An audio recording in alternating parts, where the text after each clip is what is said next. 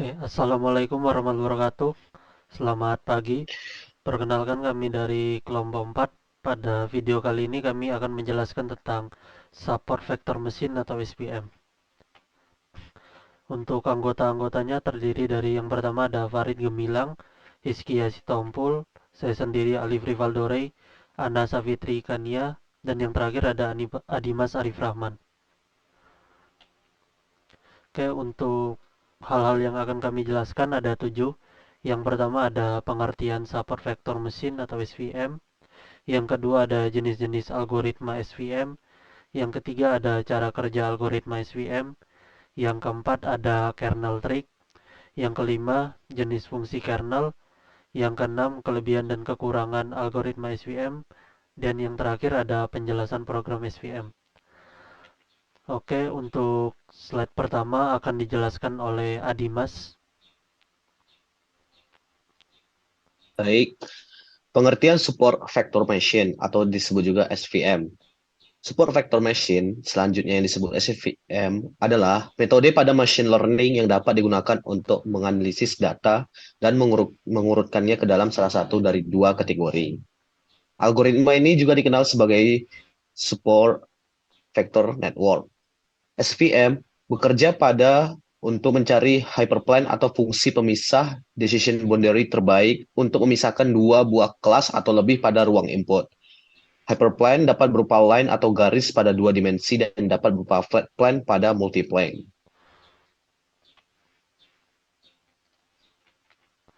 Oke, selanjutnya untuk jenis-jenis algoritma SVM akan dijelaskan oleh Hizkia. Oke, terima kasih. Jenis-jenis untuk algoritma algoritma SPM yang pertama ada SPM linear. SPM linear digunakan untuk data yang dapat dipisahkan secara linear. Jika database bisa dibagi menjadi dua kelas dengan garis lurus tunggal, itu disebut data linear.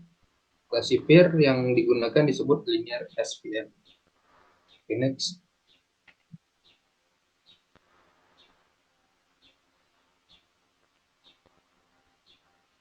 Yang kedua ada SPM non-linear.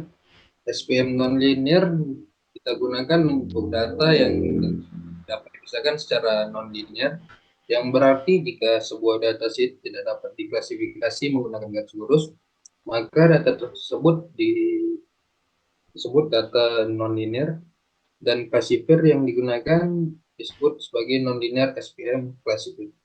Bisa dilihat dari contoh gambar di bawah. Sekian, terima kasih. Oke, selanjutnya untuk cara kerja algoritma SVM akan dijelaskan oleh saya. SVM bekerja dengan membuat decision boundary atau sebuah bidang yang mampu memisahkan dua blok kelas.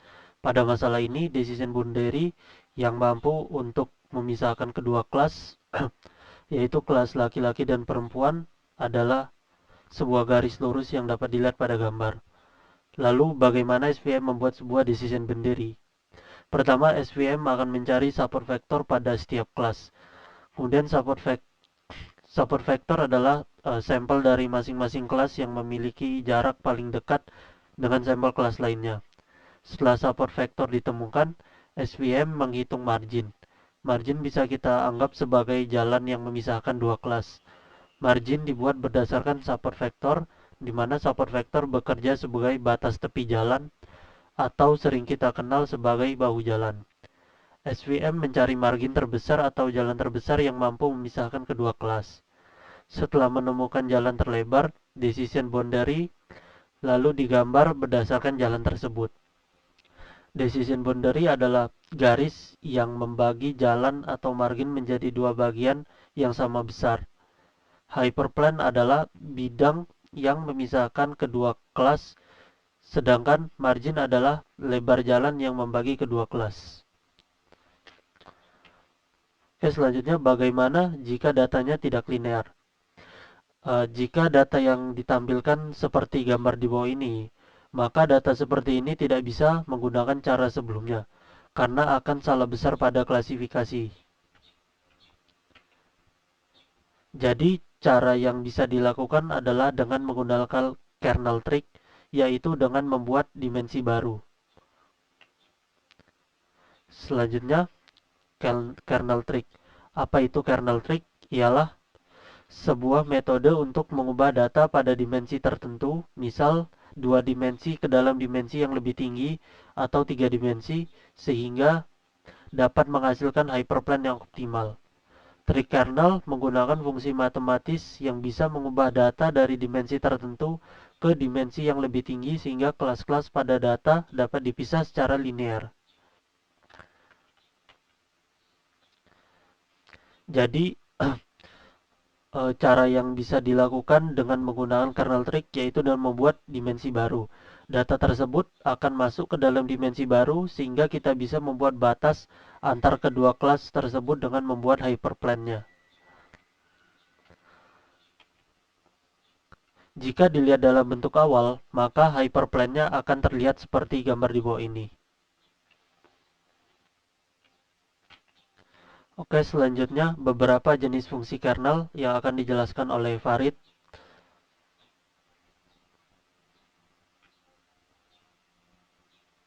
Berikut adalah beberapa jenis fungsi kernel. Yang pertama, linear kernel. Yang kedua, RBF kernel. Yang ketiga, polynomial kernel. Yang keempat, sigmoid kernel. Next. Kelebihan dan kekurangan algoritma SVM. Kelebihan pertama, cocok untuk ruang dimensi tinggi. Yang kedua, efektif untuk kasus di mana jumlah dimensi lebih besar dari jumlah sampel. Yang ketiga, hemat memori karena menggunakan training point dari fungsi keputusan atau support vector. Yang keempat, bekerja relatif baik ketika ada margin pemisah yang jelas antar kelas. Kekurangan, algoritma SVM tidak cocok untuk dataset besar karena waktu trainingnya lama. Yang kedua, SVM kurang efektif dengan dataset berisik atau kelas target yang tumpang tindih. Yang ketiga, jumlah fitur melebihi jumlah sampel data training. SVM performanya kurang baik. Yang keempat, klasifikasi SVM tidak memberikan kejelasan probabilistik, meningkatkan beban komputasi. Oke, selanjutnya penjelasan program SVM akan dijelaskan oleh Ana.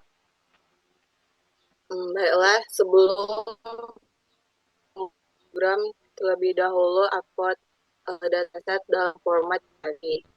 Lalu selanjutnya itu input library, yaitu ada NumPy, Pandas, Py.plus, sklearn SVM, sklearn model selection, train test split, IPython display, image sklearn matrix, accuracy score, classification report, confusion matrix, seaborn, dan matplotlib pyplot.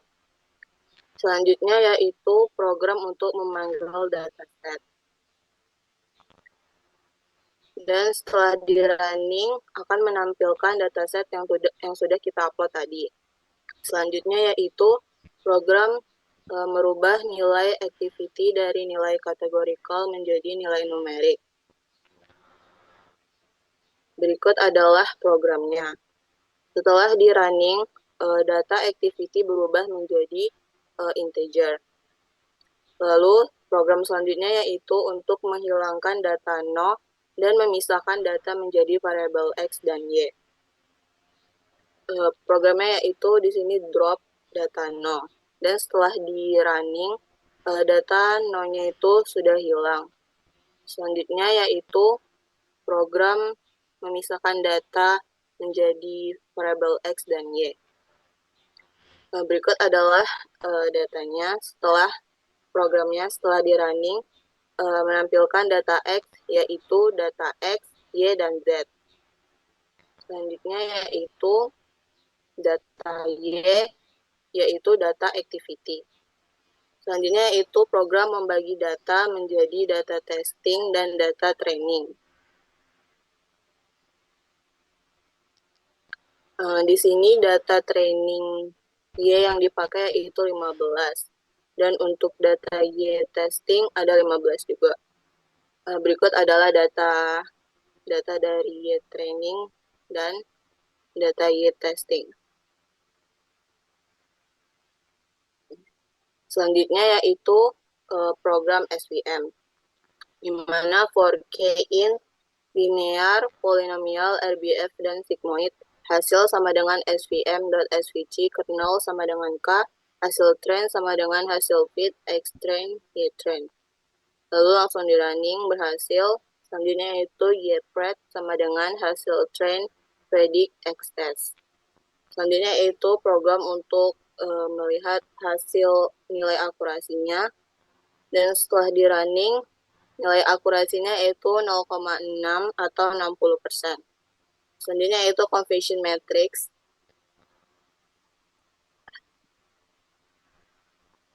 Dan setelah di running dapatlah nilai confirmation matrix-nya, di mana data 0 terbaca 0 itu ada 4, data 0 terbaca 1, 0, data 0 terbaca 2, 1. Data 1 terbaca 0, 0, data 1 terbaca 1, 1, data 1 terbaca 2, 2, 4. Dan data 2 terbaca 0, 0, data 2 terbaca 1, 1, dan data 2 terbaca 2, 4. Selanjutnya yaitu program untuk melihat hasil dari classification report.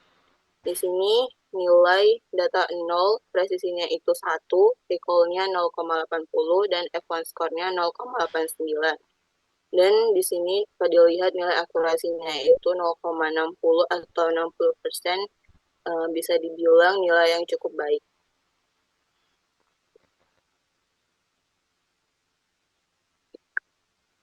Terima kasih.